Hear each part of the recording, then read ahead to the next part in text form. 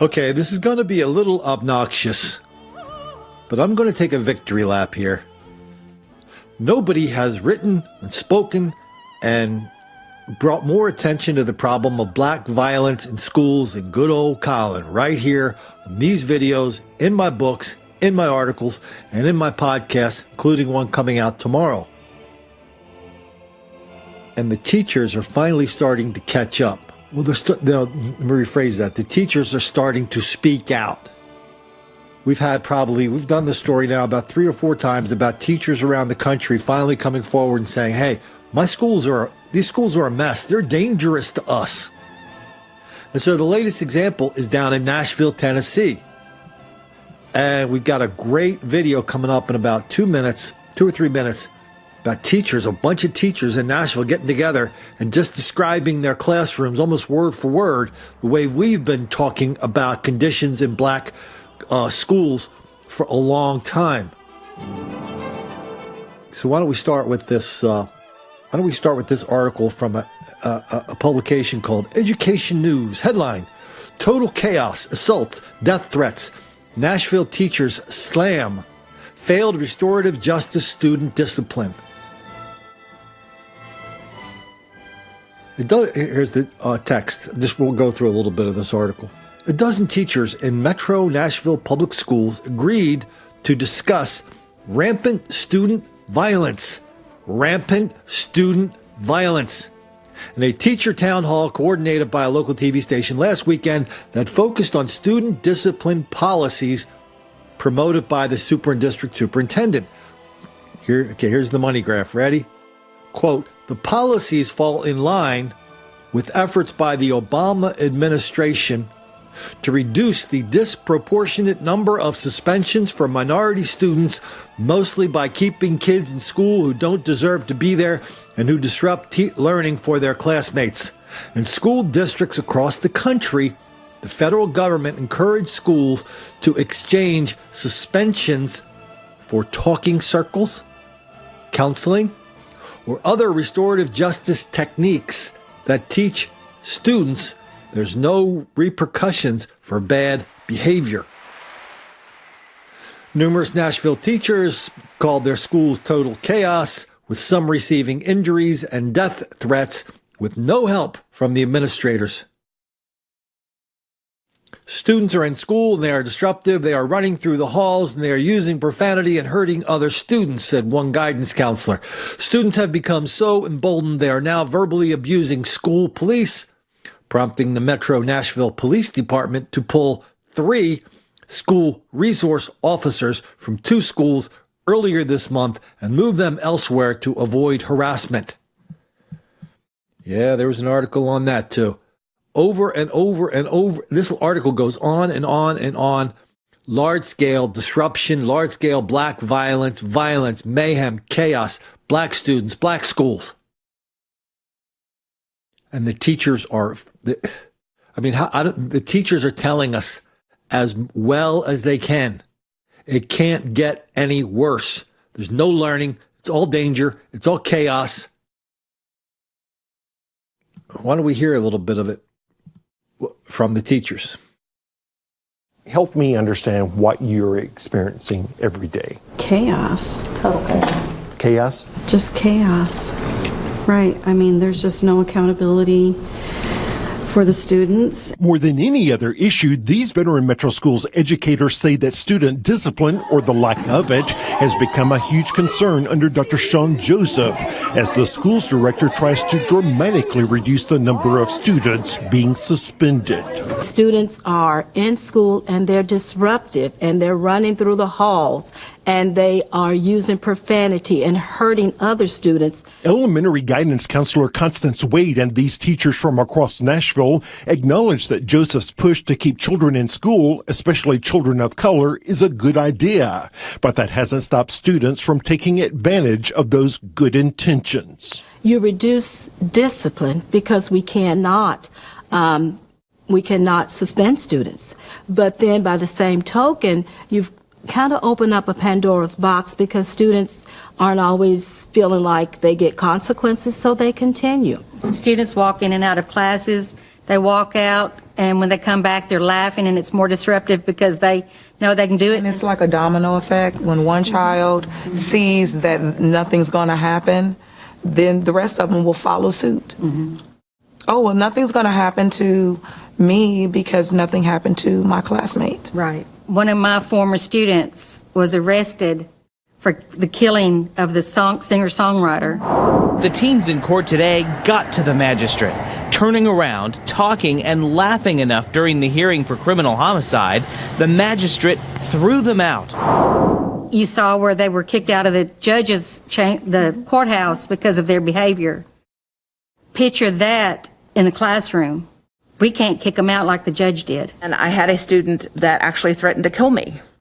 And when I brought that to the attention of the principal at the school I was at the time, they laughed and they would not do anything with the student. You're saying that a student threatened to kill you and there were no consequences. That's correct. That's actually happened twice. I was injured in December by a child that we knew had a lot of issues, and I called for help and no one would come. But Joseph invoked images from the movie Gladiator during a recent meeting with principals, where he suggested that teachers who want students suspended are like the crowd crying for blood. Your teachers sometimes are like that Gladiator stadium, like they want blood. They want blood and they want you to feed them. They want you to feed them raw meat. We played the clip for the teachers. I'm speechless and appalled. This is our leader saying this. If we want blood, if that's how you want to say it, it's because we can't teach. And if we can't teach, the students can't learn. And if the students can't learn, that's a very threat to our democracy. We just want to teach. Is this part of the problem? Oh, for sure. Yes. Tell me. I mean, it seems like he doesn't even respect teachers on a most basic level. Like when you don't feel like your voice is being heard and that you're being involved in conversations, and when you're being talked about as if you're a wild animal, I mean, it kind of doesn't make you feel very respected. Part of the problem, these teachers say, is that the district implemented the suspension policy without giving them resources to deal with children who've often faced enormous trauma. And the teachers themselves can get into trouble for sending too many students to the principal's office. So if you have a student who is out of control, it could adversely affect your career if you send that student to the office? Yes. It does? Yes. And I think that is a huge part of the high teacher turnover rate here. I have children with PTSD in elementary schools. I have students with TBI, traumatic brain injury, in elementary school. And the resources that we would need for those students, my thoughts are they just aren't there. You can't roll out something when you don't have the people in place to do it. So what I think I hear you saying is that if you're going to take suspension away as one of the tools, you've got to replace it with other tools at the exact same time. Absolutely. That's it in a nutshell. I am not trained or certified in trauma, and I don't know how to help these students be successful. I want to. I care about them. I love my students. I have school social workers that work with my students. They're phenomenal, but they're split between multiple schools. Each school needs a social worker because every single school in Metro has students who have that need. And once you pair them up with a social worker, it's amazing. But if you're going to make changes like this, you do need that support and you need to fund it. And these teachers say they aren't sure that Dr. Joseph really understands what life is like on the front lines of this struggle. And I feel like the school system right now is contributing to this. They talk the pipeline to prison. By not holding our students accountable, we are contributing to the increase in crime. And that is part of the heartbreak that I have right now. This is what it looks like when reality crashes into fantasy at 1,000 miles an hour, head-on crash. Please, sir, I want some more. The teachers are just past the point of caring what anybody thinks about them when they tell the truth what is happening in these black schools.